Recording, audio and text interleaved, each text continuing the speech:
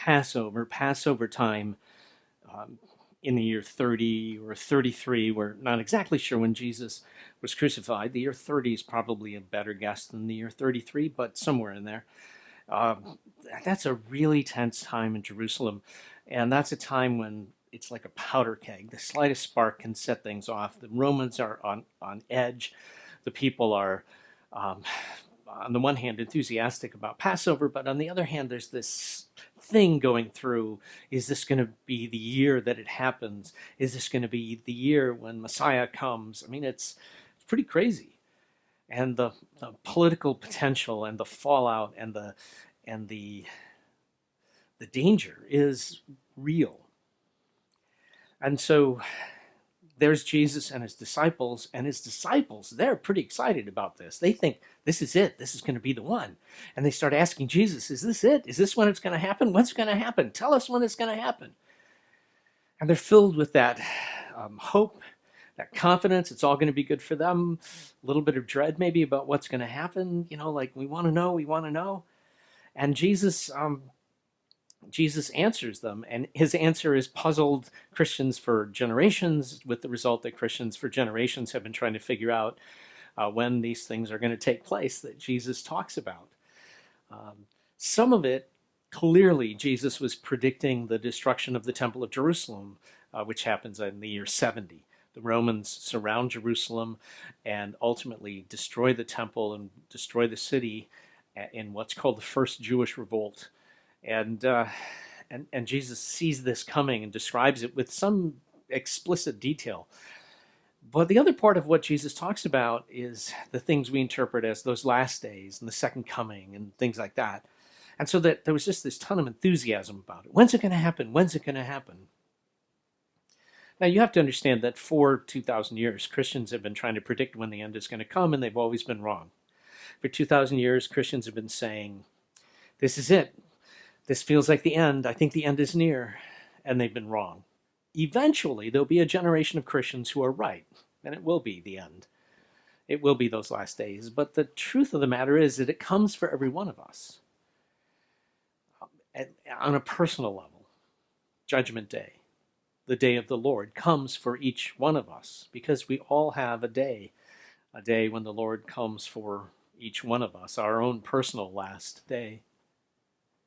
And right now, in the middle of the virus that we're facing, the pandemic, we're struggling with those very things. There's a whole group of people saying, this is it, this is the end. Another group of people saying, it's never going to happen. This is all a hoax.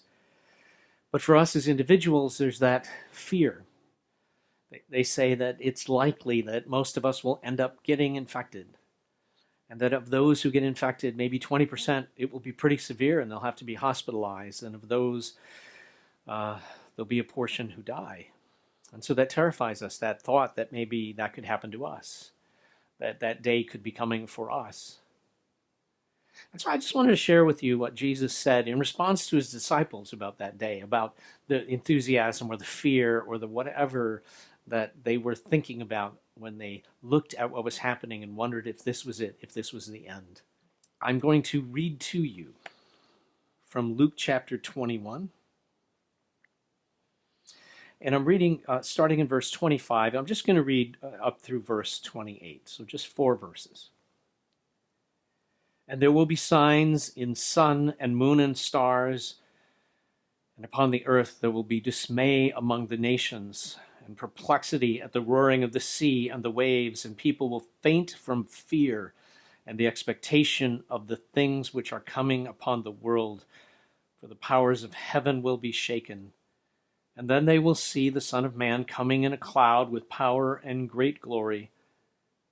But when these things begin to take place, stand up straight, lift up your head, because your redemption is drawing near. What a way to think about this. What a way to think about everything that we're facing right now. Yes, we wash our hands. Yes, we do everything we're supposed to do. We try to be really careful. But if it comes for us, we stand up straight. We lift up our heads. And we know that if it is the thing that's going to do it for us, it means means our redemption is drawing nigh. It means my redemption is drawing nigh.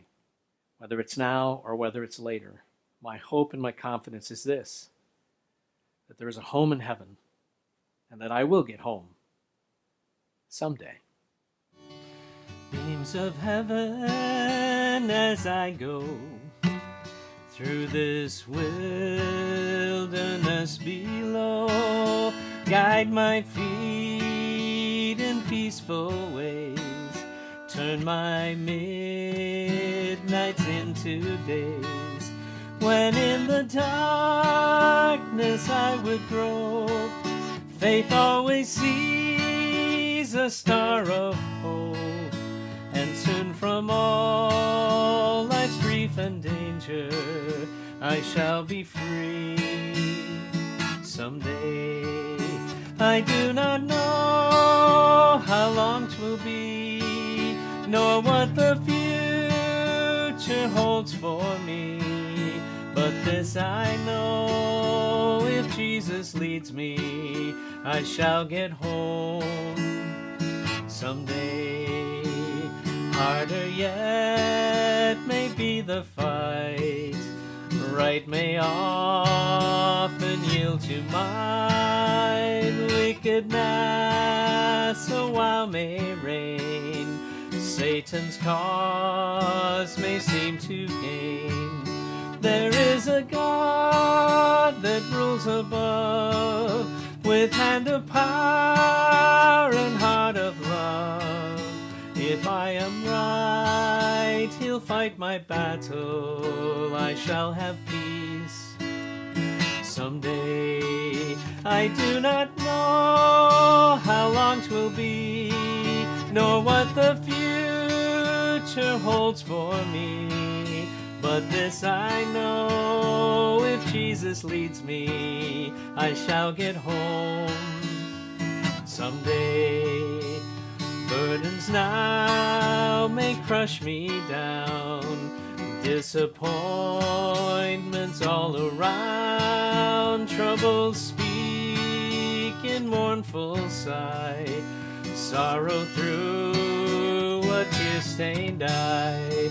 There is a world where pleasure reigns, no mourning soul shall roam its plains, and to that land of peace and glory I want to go someday.